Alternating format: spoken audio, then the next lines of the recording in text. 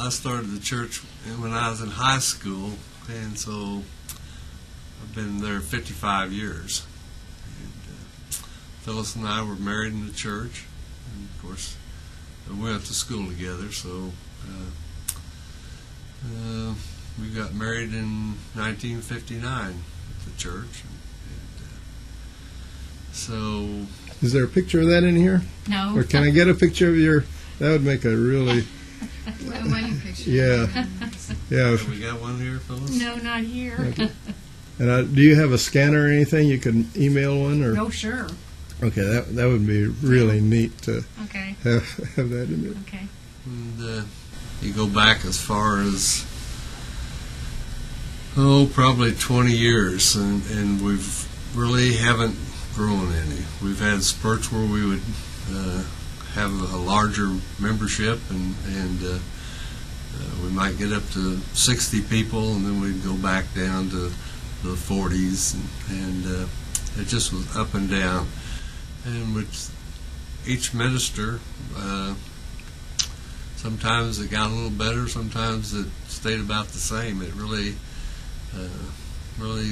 didn't improve. We really felt like, we kept trying to get it to build up, and when Darwin came, we got it up into the 60s. We had for quite some time, and then it just kind of, we lost a lot of members because of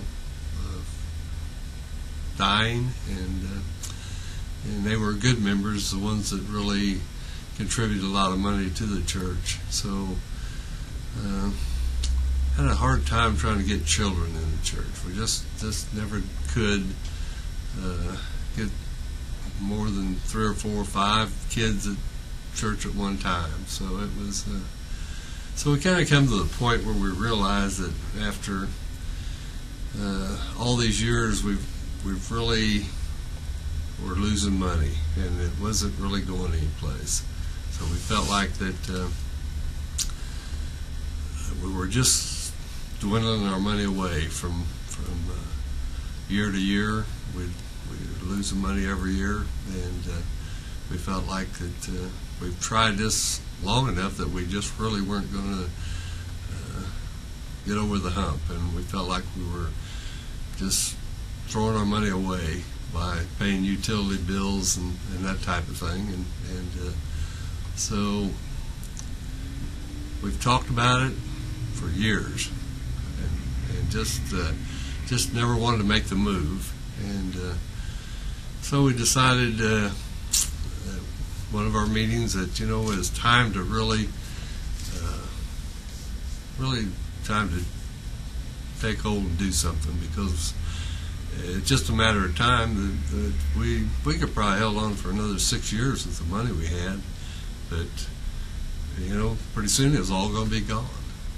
So then this legacy church thing came up, and we felt like that this was the answer for us. We really wanted to be able to send some money on to help others, and maybe a new church startup, and that's really where we were at with the thing. We really felt like that that's what we wanted to do, and we got most of the people on board with it. We really, of course, Phyllis did a good job of every month showing us exactly where we were at, what we were spending our money for, and so we really thought that this would be the move to make, and everybody was on board, so we were able to start shutting things down, and that's what we did.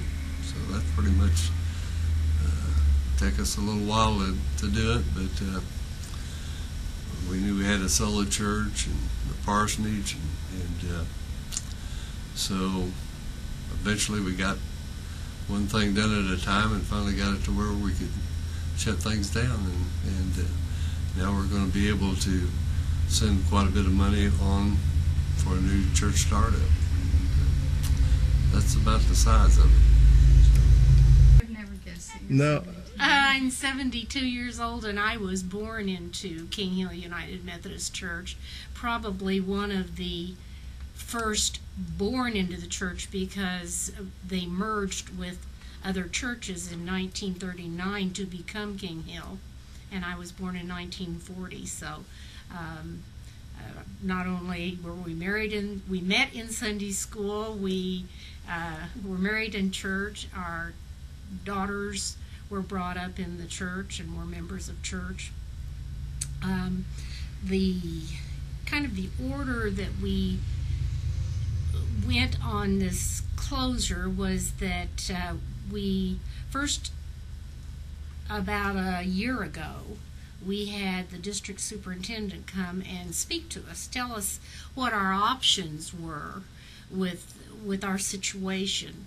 And we did a lot of talking about it, but we didn't do anything. We just, you've got people that are hardcore and have been there as long as I have or longer, older people than even I am, and they were not ready to discuss this even. And we lost money all last year. And this year I'm the treasurer, and so this year I made sure that I left showing the balance. We had money that we could cover all of our expenses. That wasn't the problem. But in our general fund, we were actually losing money every month. So I left it as being in the red, so that everyone knew what our position was. So I think it was in late last year, we decided that we did have to do something, and we had to do it quickly. And we had a meeting in January at church and voted. The people that were there voted, and the majority were in favor of closing the church. And so we had a meeting then with the church council in February, and we decided that we needed to set a date to say, okay, this is when we will be finished. We will close as of, and we said June 1st. None of us thought that was going to really happen, but we were very fortunate that we immediately put the parsonage and the church on the market. The parsonage sold in like 2 weeks. Yeah. How much was that? Beg pardon? How much did you get for the parsonage? We got $80,000 for the parsonage. And then we had a little bit of problems with the church sale because another church was interested, but they didn't want to really pay us for it. But anyway, we got through that, and it wound up that the church that was interested did not purchase it.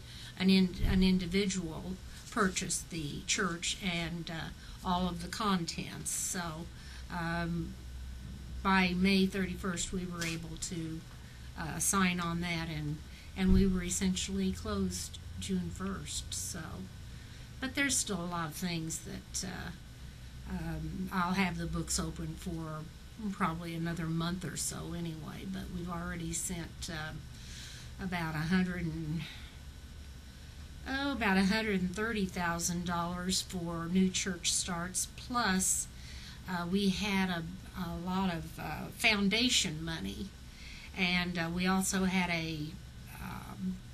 someone had given us an old stock that they didn't want anymore, and we were able to put that into all of that money into a new scholarship at the conference. And if I get the name correct, it's the King Hill United Methodist Church Camp Scholarship.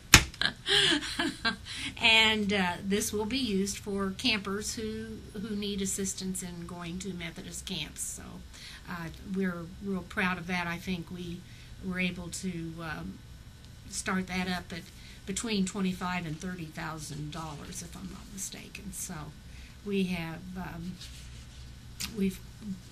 gotten a lot done so far, and we have again paid our apportionments this year. We have always been maybe too proud that we have always paid our apportionments, and I thought that was, even on our worst times, we were able to get that job done.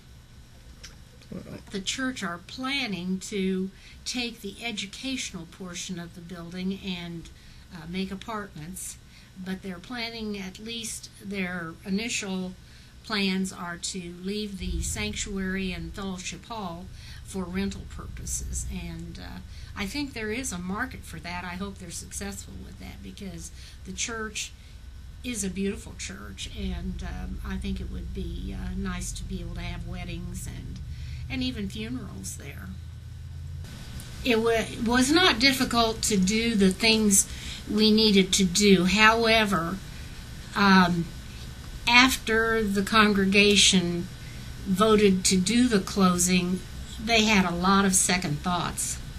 And I think that even after having read the book, because we had everyone read the Legacy Church book, and but I think that they just were so emotionally involved in it that they could not come to grips with it, and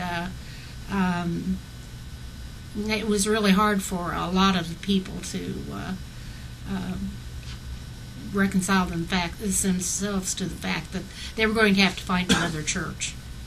Our finances were such that although we had money that we could have had gotten out of different funds, if we had had one thing go wrong with our church, let's say the furnace, we have a very old furnace in that building, or if